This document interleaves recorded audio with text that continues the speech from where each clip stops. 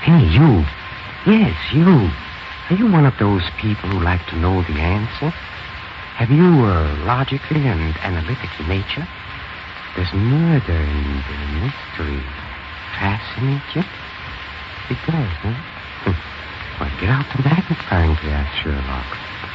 I think it's time for a crime.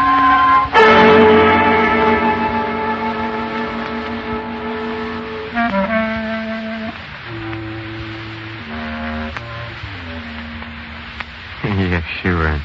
This is Peter Lorre opening again the doors of the Mystery Playhouse.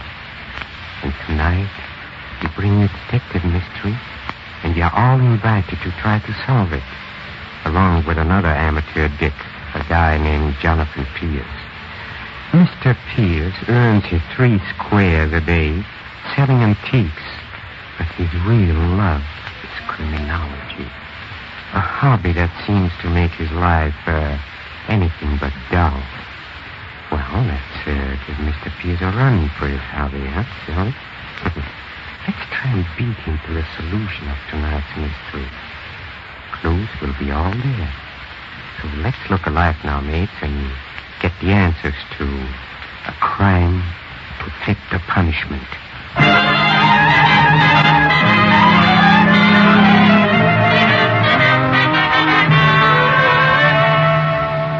Our scene opens in the antique shop of Jonathan Pierce.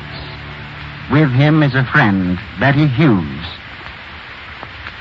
Look, Jonathan, why don't you give up this antique shop and become a full-fledged private detective? After all, you've been very successful. Besides, I'm yearning for a life of excitement and mystery. Meaning? Meaning I'll be your assistant. Nothing doing. If I need an assistant, it won't be a woman. You'd probably faint the first time a mug said boo at you. Faint? Well, of course I'd faint if that was a thing to do. Furthermore, I think Some other time, here comes a customer. Young man, are you Jonathan Pierce? I am. What can I do for you, sir? That's what I'm here to find out. Who's the young lady? Oh, this is... Never mind answering. I was young once myself. Pierce, I want to hire your services as a private detective. Well, how did you know that? I'm David Warlock. Used to be called Warlock Tycoon, filthy with money. All the Warlocks are. So I'm able to pay well. Well, that's very nice, My but son, Freddie, is about to be blackmailed. Actually, my adopted son. His father was my business partner before he died, and he knew Freddie was a weak-willed lad, so he wanted me to look after him and his inheritance. Goes by my name now, and I won't stand for blackmail. Blackmail? Do you have any... Don't interrupt, Pierce. I'm not through yet. Freddie's been playing around with a young lady named Rita Date, a gambler by the name of Lance Norman. Nothing wrong with women and gambling. Used to like both myself. But these two are bad ones. Oh, and you think they're blackmailing your son? Your adopted son? Going to blackmail him, or rather me. Well, how's that? Well, it amounts to blackmailing him. But they have to come to me because I still control his inheritance. Are you a detective, young lady? Why, no. Well, then don't ask questions and waste my time. Mr. Warlock, what did you mean by saying that they're going to blackmail you? Well, I had a phone call yesterday, just after I got back from Mortonville. From uptown. Mysterious voice said he had something concerning my son which he wanted to sell. Didn't identify himself, but said he'd call again in a day or two. I see. Well, you'll give me a free hand in dealing with this blackmailer? Completely. Now, Pierce, here's a $500 retainer. Oh? I want you to come to my house, meet my son, and the two I suspect of being back of this blackmail scheme. I'll drive you out. All right. Oh, but there is one more question, sir. I've been trying to ask since you came in here. How did you come to hire me? I suppose it's because you heard of my reputation in solving a few little crimes that baffled the police. On the contrary, never heard anything like that. Oh. Take a bow, Sherlock. Quiet character. Well, then, well, why, Mr. Warlock? Well, I always liked the name of Pierce. I once was in love with a woman named Pierce 30 years ago.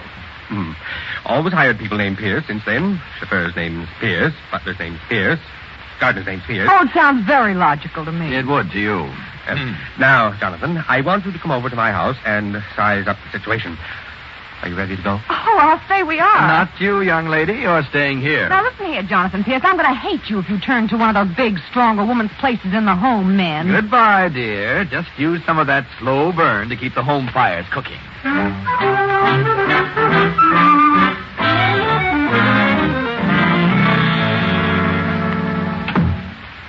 Well, this is my little home, Jonathan, my boy. That was Pierce who left it in. Oh. I imagine that we'll find Freddie and his friends in the library, so come. All right? I'll leave you with them for a few minutes so you can size them up. Well, how are you going to explain me to them, Mr. Warlock? Oh, don't worry about that. Now then, here we are. Well, good afternoon, everybody. I want you all to meet a young friend of mine, Mr. Jonathan Pierce. Jonathan, this is Miss Rita Dane, Mr. Lance Norman, and my son, Freddie Warlock. I'll leave you to get acquainted. Goodbye. Well, Not so well. It would seem that Mr. Warlock does not exactly possess the delicate touch. He's screwy. Who are you, chum? Oh, I thought you knew. Well, I'm Jonathan Pierce. And you're Lance Norman, the Lido Club. Fast gambling for fast people. And what do you do? You don't look like a bodyguard or a keyhole snooper. Oh, I haunt houses. I've just been hired to haunt this one. a wise guy. Every time a guy starts talking wise like that, you want to watch him. He's liable to start lifting the silverware. Now, you look here, Pierce. Did my father hire you to snoop on us? He's always hiring people named Pierce. Well, if he did, you might as well know I'm going to marry Rita whether he wants me to or not.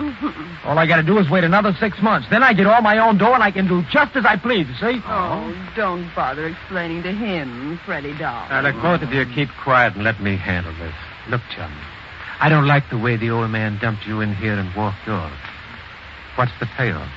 Well, we might as well get everything straight. I'm an antique dealer. Whose hobby is playing detective, huh?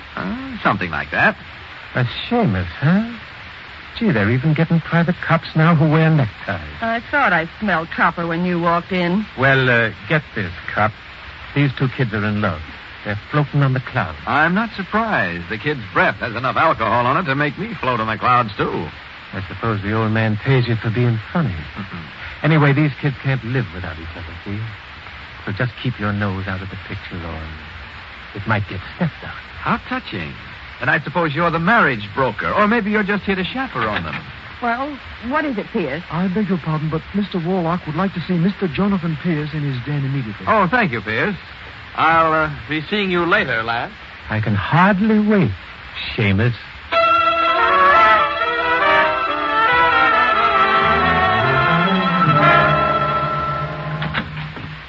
You wanted to see me, Mr. Warlock? Yes, Jonathan.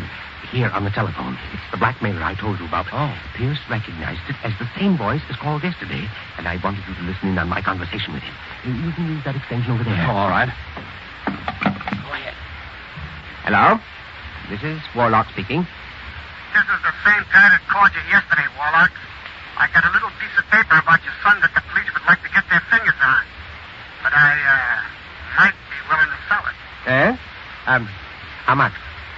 $5,000. You want to talk about it, or do I go to the cops? No. I'll talk about it. I won't meet for myself, but I'll send someone I can trust. You name the place. Okay. Send the guy to 4527 Fernando Place. Tell him to ring the bell under the name of Cliff Matson. I'll let him in, and if he's got the $5,000, we'll talk. Are you Mr. Matson? Never mind who I am. Just do as I say. And Warlock, Yes. don't try any fancy stuff, or your son will end up in a big house. Just tell that guy to hurry up. You heard him, Jonathan? Yes. I've got $5,000 right here, and you'll take it with you. I leave it up to your judgment as to whether to give it to him or not. But remember one thing. What's that? If Lance Norman and Rita Dane are back of this, as I suspect they are, I'll pay any amount over and above this to pin it on them. Now, you go see this Cliff Matson and see what you can do.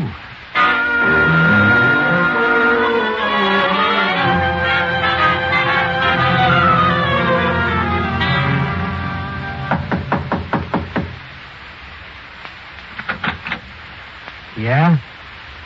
What do you want? Are you Cliff Matson? Maybe I am, and maybe I ain't. What are you selling, Mac?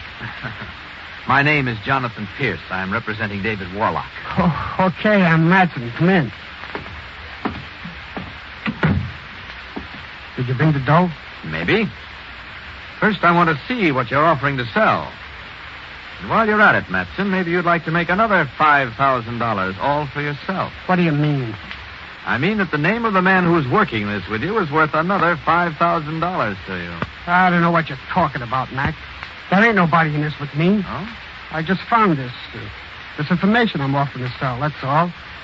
Well, they tell me it gets awfully lonesome up in Sing Sing. Now, wait a minute, Mac. You don't want to talk like that to me. I might get scared and decide I ought to turn this over to the cops. Maybe I ought anyway. Suit yourself. We're really more interested in getting the name of the man back of you than in anything else. I might be able to raise the price a little. But I tell you... Hey, what's the idea of walking in here, mister? What's going on? Oh! You suck Pierce. What's the idea? Okay, I got my hands up. Hey, take it easy with that gun. No! Oh. You...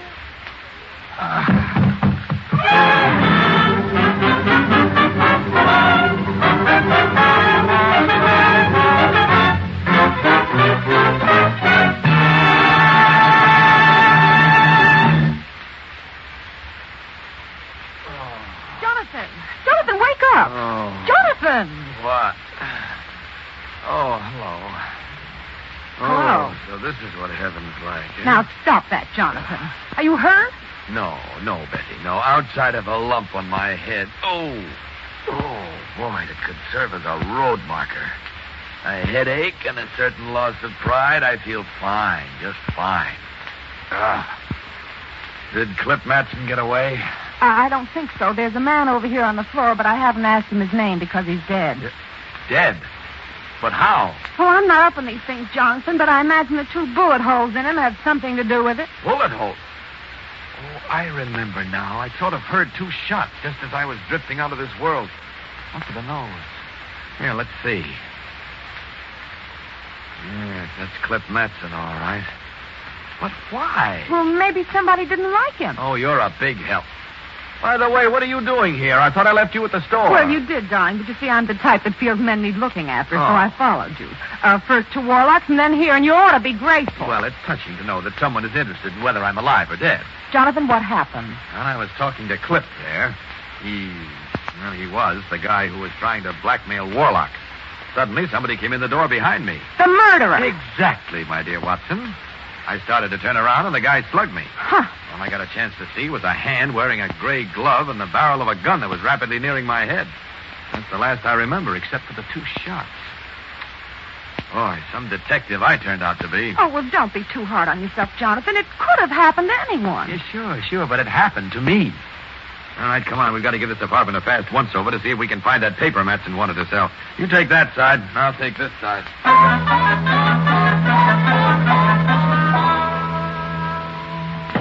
Well, I finished my side, and I found nothing incriminating, except to your Clip Matson. He's not my Cliff Matson. I drew a blank here, except for one thing. A check signed by Lance Norman. Lance who? Lance Norman. That's the gambler Warlock thinks is back of the blackmailing. All right, come on. We're going to see Mr. Lance Norman at the Lido Club. But I haven't got my chips with me.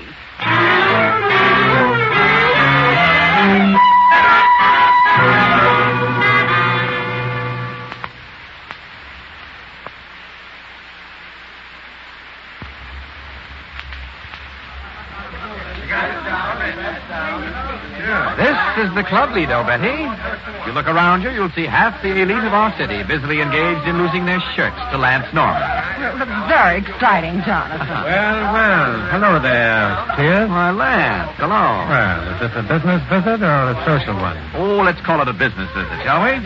Is there some place that I can talk to you? Why not? Come on in my office here. Oh, thank you. Come on, you'll be just as safe in here as out on the floor. Safer, probably. There don't seem to be any wheels in here. You know, your sense of humor is going to kill me someday. If it doesn't kill you first. Does the check have a name? Oh, of course, my Not name... to you, Lance, no. Do you know a Clip Matson? I might. And I might not. He probably did a lot of odd jobs for you. Such as blackmail. I don't need any sideline as long as I have this club. It pays off very nicely. Clip had one of your checks, which he hadn't cashed. Well, I write a lot of checks. Jonathan, he talks exactly like the gamblers in the movies. Well, I like a dame with nerve. Anytime you get tired of that dumb Seamus, come around and see me, sweetheart. Well, maybe I will. If you do, it'll be on a visiting day, and you'll have to talk to him through bars. Not this week, Seamus. Look, if you've got any more questions to ask, get them over with. If not, get out. Where's your girlfriend, Rita? She's out on the floor. And the Warlock boy? He got drunk on us, so we left. Oh, that must have been a touching scene. The parting lovers. Okay, chum, on your way. You're beginning to bore me. We're practically gone. Oh, by the way, Lance, do you own a pair of gray suede gloves?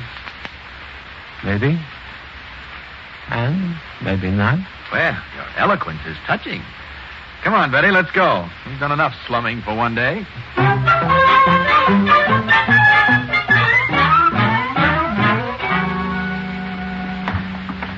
I wonder what you think you're up to, Jonathan Pierce. First we go and visit that gambler, Lance Norman, then we rush over to this apartment house and walk up the stairs, and there's a perfectly good elevator to ride up in. Lance Norman's apartment is on this next floor. Oh, it is? We didn't find the blackmail evidence in Cliff's apartment, so now we're going to look in Lance's. There we are. Now, to see if this skeleton key works. How do you know there isn't somebody in there? Lance lives alone and the apartment is dark. I looked from the outside. Now, don't bother me. There. I got it. Okay, in you go, dear. I don't think we'd better risk turning on the room lights. We'll use matches to see how... Who turned on that light? I did. Just take it nice and easy, both of you, and this gun won't go off. Lance Norman... Jonathan, I thought you said there wouldn't be anybody here. So I'm wrong. Go ahead and sue me. Well, not so smart, are you, Seamus? I figured you'd come prying around my apartment, but you didn't get anything out of me at the club. Too bad I got here first, huh? Okay, so you got here first. What do we do now? What we have to do, Seamus. You know, it's too bad you both look too young to die. You mean you're going to shoot us? Oh, no, please, not that. Jonathan, I think I'm going to faint. Hey, turn them lights back on. Please, Mr. Norman, don't shoot. I didn't mean to turn out the lights. It was just that I almost fainted, you see, and I bumped into it, and I'll turn them right on again. Only please don't shoot. I don't want to die, Mr. Norman. I don't want to die. Let go of me. Hey, let go. That was nice work, Betty. Thank you. You can turn the lights on now. Our friend won't bother us anymore. Oh, boy. Come on, now, let's search the place. You take that side of the room, and I'll take this. Jonathan, what did you say the name of that girl was? Huh? Rita Dane? Yes, why? Well, I think I found something then. There's a marriage license here made out to Lance Norman and Rita Dane, dated 2 years ago. Good. I found something, too. Come in here, Betty. What is it, Jonathan? What we're looking for. Look, this was in an envelope with Warlock written on it. It's a photostat of 2 sets of fingerprints exactly alike. And a newspaper clipping from an out-of-town paper dated 2 weeks ago. Well, what's it say? I'll read the clipping to you. Mortonville, New York. Sometime last night, thieves broke into the Mortonville Third National Bank and made off with more than $10,000 in cash. The thieves left no trace behind them except a small metal case which probably held some of their tools. Fortunately, the Mortonville police were able to get a clear set of fingerprints from the case. They have not yet been able to identify the prints. A bank robbery. Yes, and one set of prints on the photostat is labeled prints taken by the Mortonville police. The other set is labeled fingerprints of Freddie Warlock, and they're identical. You mean that the son robbed the bank? Then... Oh, Jonathan, maybe he's the one who murdered that... I'm beginning to see a lot of things I didn't see before. Oh. We're going over to the Warlock house, but in a hurry. Come on.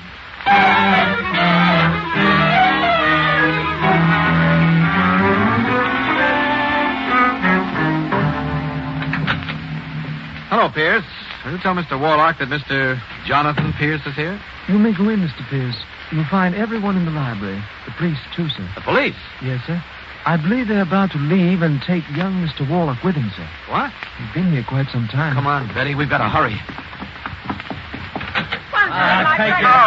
Jonathan, my boy, you're just in time. This fool policeman insists upon arresting my son. Well, if it isn't Jonathan Pierce. Hello, Lieutenant Valley. What's happening here? Well, it's like this, Pierce. We got a phone call tipping us Clip Matson was murdered. Oh? We investigated. In Matson's pocket, I found a photostat of a story about a bank robbery up in Mortonville.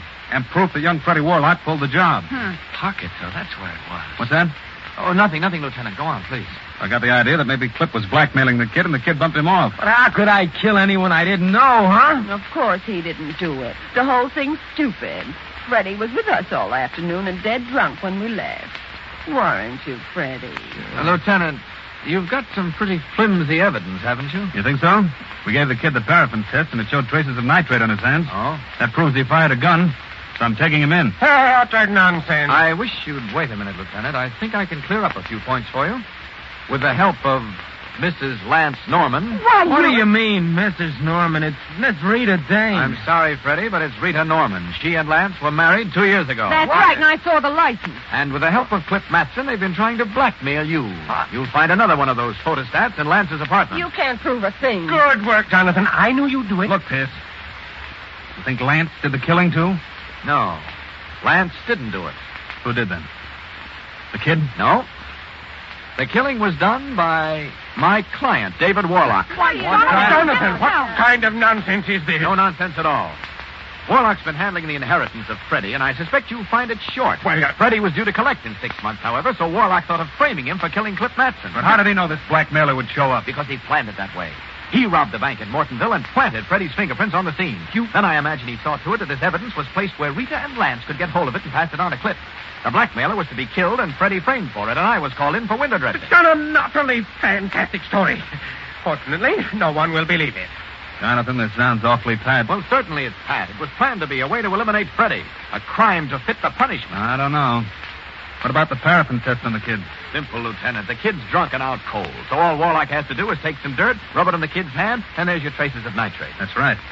You got any proof of the wreck? Well, the motive should be easy to check. Warlock made a slip today about being in Mortonville. Then I imagine you'll find a pair of gray suede gloves in Mr. Warlock's room, and the gloves should show traces of nitrate. Finally, Warlock was the only person who knew I was going to meet Matson. Very clever, Mr. Pierce. But let's see if you can outsmart this. A gun! Just like in the movie. Now, look, Mr. Warlock. Shut up. Get away from that door, Lieutenant. I'm leaving. Oh, Jonathan, I think I'm going to faint. What again? Of course you don't. Oh, yes. Go right ahead. I'll catch you. What is this? None of your tricks, Oh, you. no tricks, Mr. Warlock. I just can't stand the sight of a gun. Oh. Turn those lights back on. Like this, Mr. Warlock? Okay, Betty. Lights, please. Coming up. Holy smokes, Warlock is out cold. The gal faints and Pierce conks Warlock. A very nice trick. Well, think nothing of it. We do it twice a day. Yes. Well, I think that clears up your case, Lieutenant. And as for you, sweetheart, you asked me a while ago for a job as my assistant. The job is yours. Your assistant? Are you kidding? This detective works such a cinch, I'm going to business for myself.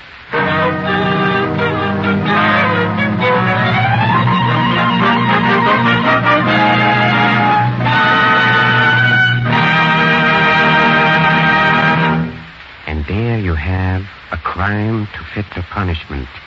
Tonight's performance in a mystery playhouse. How did you come out, huh? You put the finger on the right guy? No? Oh, don't be discouraged if you didn't, because the only people who consistently get the right answers are the ones who write them.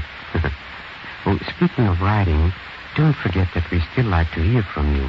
Just address us, Mystery Playhouse, Armed Forces Radio, Los Angeles, USA. Oh, while we are on the subject, I'd like to say a word or two about B-mail. I just finished reading a few facts that I'd like to pass on to you. Did you know that your V-mail letter has priority over all other mail? That's right.